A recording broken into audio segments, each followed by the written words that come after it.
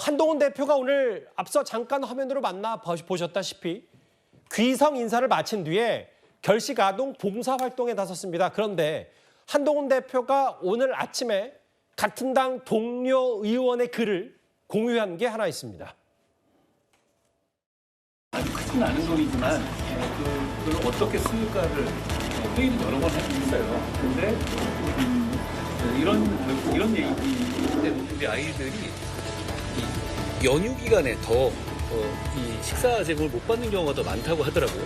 왜냐하면 학교가 계속되면 급식 같은 게 그래도 체계가 갖춰져 있는데 오히려 이런 사각지대가 있다라는 말씀을 듣고 저희가 그래서 상징적으로 한번 이런 문제가 있고 여기가 더 보완돼야 한다는 점을 알리기 위한 차원에서라도 이 봉사를 하는 게 어떻겠냐라는 의견이 있어서 거기에 한번 왔습니다. 대표님은 금액이 크지 않다고 생각하시지만 살림을 사는 제 입장에서 보면 뭐가 훅 빠져나가는 비청합니다 지금. 어차피 그건 선물로 나갈 돈이었으니까.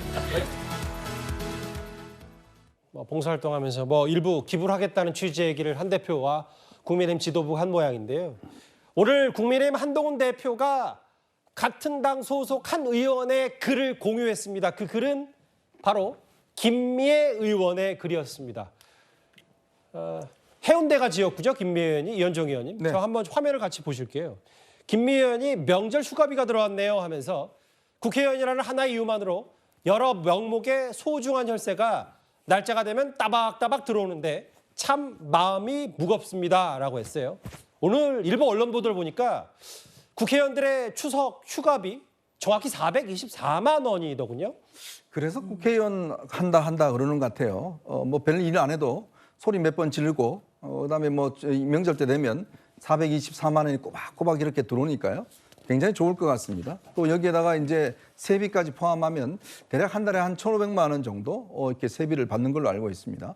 또 거기에다가 입법 보조비 등등 이런 것도 나오니까요.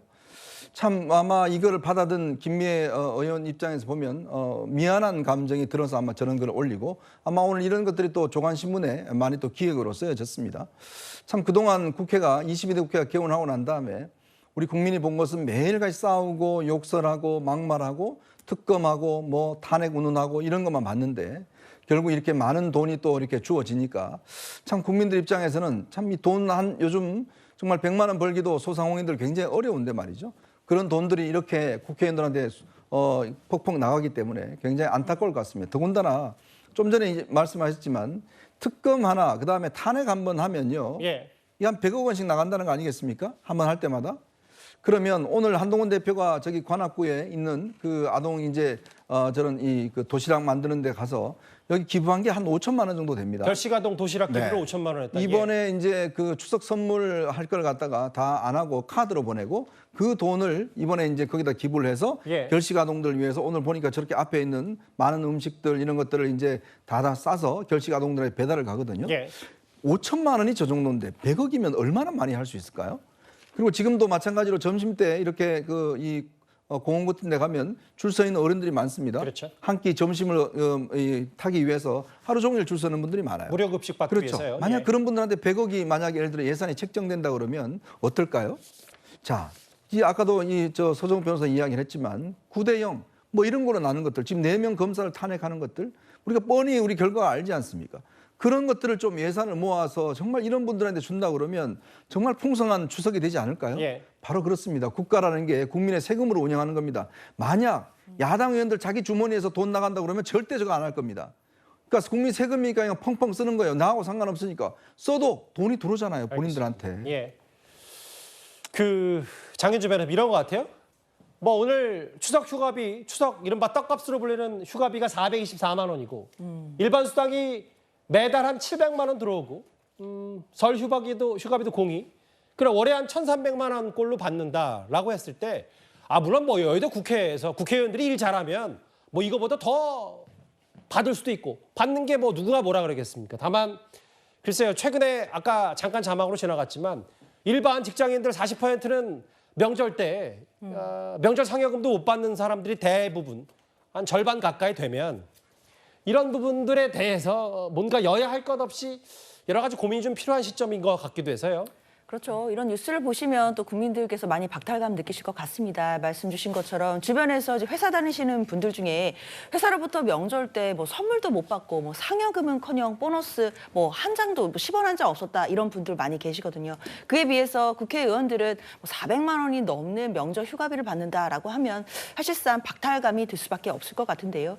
사실 국회의원들에게 많은 세비를 주고 또 명절이라면 또 휴가비까지 꼬박꼬박 주는 이유는 당연히 국회의원이기 때문만이 아니라 국회의원으로서 그러니까 국민의 대표로서 의회에서 일을 정말 열심히 해달라는 취지 아니겠습니까? 예. 사실 일을 잘하고 국민들 보시기에 정말 마땅한 국회의원이다라고 한다면 뭐 저 돈 전혀 아깝지 않을 겁니다. 예. 그러나 지금 여야의 국회 행태를 봤을 때 국민들께서 아직까지는 아쉬운 마음 드시는 부분이 저는 있을 거라고 생각이 들고요. 예. 야당도 야당 나름대로의 책무를 다하고 있지만 여당도 집권 여당으로서의 더 책임 있는 모습을 보여주신다라고 한다면 국민들께서 국회의원들이 들어가는 세비 아깝지 않은 날이 언젠가는 올 수 있을 것 같습니다.